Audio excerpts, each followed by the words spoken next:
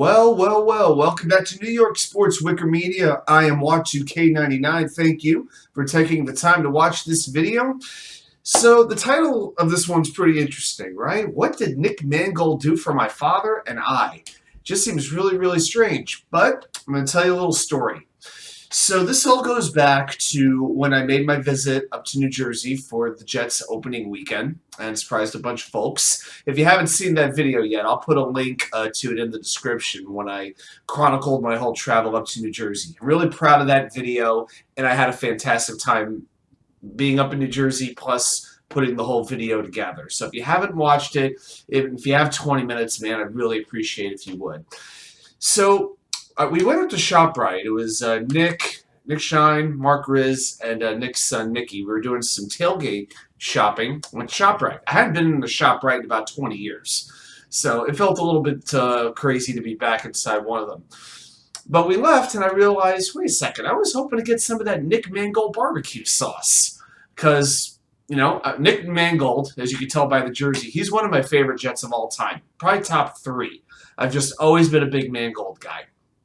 But you know what? We can't get that barbecue sauce down here in Virginia where I live. And even going on to the website, the Mangold 74 barbecue website, it gives you a list of where you could buy it. And it's pretty much all specialty shops in New Jersey, Central Ohio. The only main store was ShopRite. Now, my father still lives in Central New Jersey where I was raised. He lives in New Brunswick, downtown New Brunswick. And he's going to be coming down to Virginia Halloween weekend for the Jets-Patriots game to watch the game with me and the rest of the Virginia Jets fans. Green Bean is going to be there too. It's going to be an unbelievable day. So I asked him, I said, hey, when you take the train down here, can you do me a favor and maybe hit up a ShopRite and see if you could find some of the Nick Mangold barbecue sauce? Well, he went to 2 or 3 different ShopRites. He took the bus, okay, from New Brunswick to 2 or 3 different ShopRites, since, you know, he doesn't drive at this point. And they couldn't find it. You know, even with the links, Amazon sold out. You couldn't order it on the Mangold web. You know, there's no link to order it on the website. You have to go to these special websites. But it's sold out on Amazon. Every online retailer, the barbecue sauce is sold out. And so my father told me, he said, I can't find it. I said, I can't find it either. Now, I got to give credit to my father for one thing. He is rather resourceful, and he knows how to, he has a pretty good gift of gab. I never got to really see him use it, you know, in a work environment. You know, the family thing, it's a little different dynamic, but he does know how, he can be a little bit persuasive, I will say.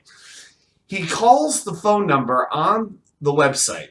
Okay, and he winds up getting, I think it was the business manager of the company on the phone, and Nick Mangold happens to be in the room. Unbelievable. So he tells me, he explains the problem, and he talks to Mangold for 2 or 3 minutes. When I found this out, I, of course, asked him, and you gave Nick Mangold my phone number to call me too, right?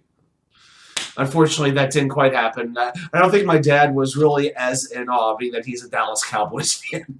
He didn't hate the Jets, but he's a Cowboy fan, so to him it was business as usual. To me, I probably would have been fanboying it up a little bit. I would have definitely told him that I was a huge fan. But the only thing that we said, and he sent me a text message, my father forwarded me a text message from the business manager. He said, we will get this taken care of right away for you. And then, last night, I get a box in the mail. And what did we get? Check it out. Yeah, let's turn this one.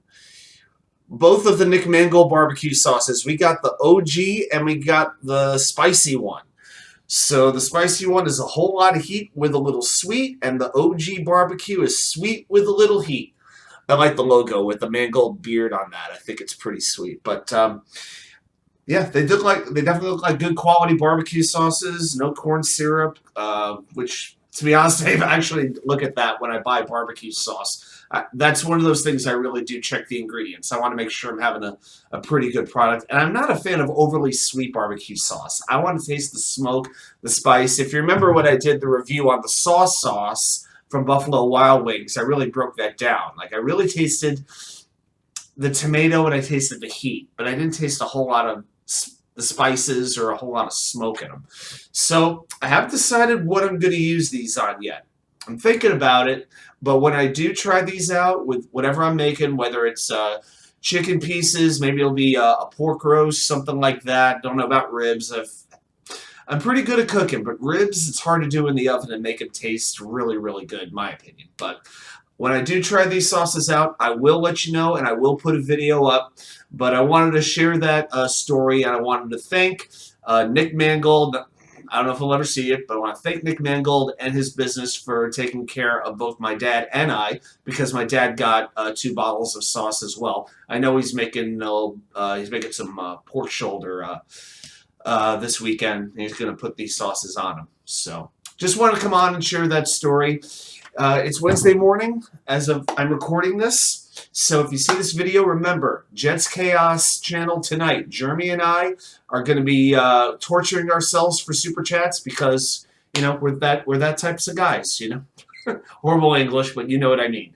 So for every $25 in Super Chats, Jeremy will take a shot of progressively hotter hot sauce, and I will eat 1 hot dog. I have been planning for this. I've been training for this. I will tell you this. 11 o'clock, 10:30, 11 o'clock last night, I had my max out meal, which is the optimum time to do this before you take on one of these stupid eating challenges. And I ate, just to let you know, a whole head of cabbage, okay, with a little bit of salt, pepper, and I put a little honey mustard in it to flavor it up. A head of broccoli, a quarter of a cantaloupe, a quarter of watermelon, and about 30 ounces of water. That was 10 o'clock at night. And I did manage to sleep, if anybody's wondering. But the only solid food I'm going to be having today, I'm going to hit the gym, be a little bit of yogurt, and other than that, just to get some protein in me. And then after that, it's going to be water and maybe a little bit of protein powder just to sustain myself. But outside of the yogurt, I will not have any solid food until the show tonight. So tune in if you want to watch 2 guys torture themselves and talk Jets football. Thanks very much for watching, and I'll see you back here with more content from you know where, the Wicker Chair.